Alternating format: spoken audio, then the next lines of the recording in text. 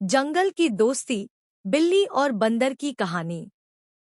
घने अमेज़न के जंगल में, जहाँ पेड़ आसमान को छूते थे और नदियाँ चांदी की धाराओं की तरह बहती थीं, एक काली बिल्ली रहती थी, जिसका नाम लूना था।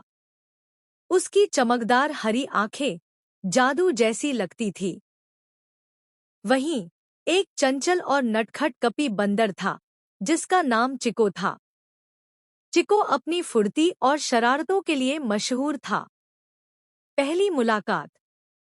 एक बरसात की शाम, लूना जंगल में खो गई थी। तेज बारिश हो रही थी और वह ठंड से कांप रही थी। वह किसी सुरक्षित जगह की तलाश में थी। तभी चिको, जो पेड़ों पर झूलते हुए खेल रहा था, उसकी हालत देखकर नीचे आया। तुम यहाँ जंगल में क्या कर रही हो, छोटी बिल्ली? चिको ने पूछा। मैं रास्ता भटक गई हूँ, लूना ने धीरे से जवाब दिया। चिको को लूना पर दया आई और उसने उसे एक विशाल पेड़ के अंदर बने खोखले में ले जाकर बारिश से बचाया। अजीब लेकिन गहरा रिश्ता। चिको और लूना की दोस्ती वहीं से शुरू हुई।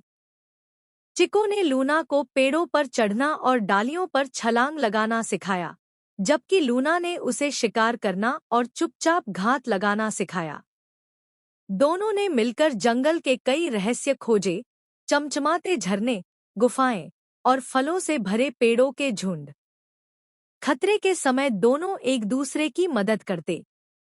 एक बार जब चिको नदी के किनारे खेल रहा था, तो एक विशाल अजगर उस पर झपटने की कोशिश करने लगा।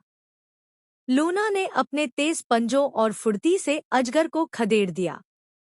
एक और बार जब लूना कांटों की झाड़ियों में फंस गई थी, तो चिको ने अपनी नन्ही उंगलियों से उसे छुड़ाया। जंगल का उत्सव।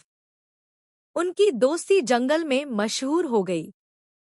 हर साल होने वाले जंगल उत्सव में, जहां सारे जानवर इकट्ठा होते थे, लूना और चिको की जोड़ी आकर्षण का केंद्र होती। चिको के मजेदार करतब और लूना की अद्भुत छलांगे देखकर सारे जानवर तालियां बजाते। जैगुआर, तोते और यहाँ तक कि सुस्त स्लॉथ भी उनकी तारीफ करते। दोस्ती का सबक। अपने कारनामों के जरिए लूना और चिको ने पूरे जंगल को सिखाया कि असमानताएं भी गहरी दोस्ती का आधार बन सकती हैं। उनकी दोस्ती ने जानवरों को यह समझाया कि विश्वास, वफादारी और प्यार किसी भी बाधा को पार कर सकते हैं। और इस तरह अमेज़न के घने जंगलों में लूना और चिको ने अपनी जिंदगी हंसी खुशी बिताई। उनकी दोस्ती हमेशा याद दिलाती रही कि सच्चे दोस्त कहीं भी, किसी भी रूप में मिल सकते हैं।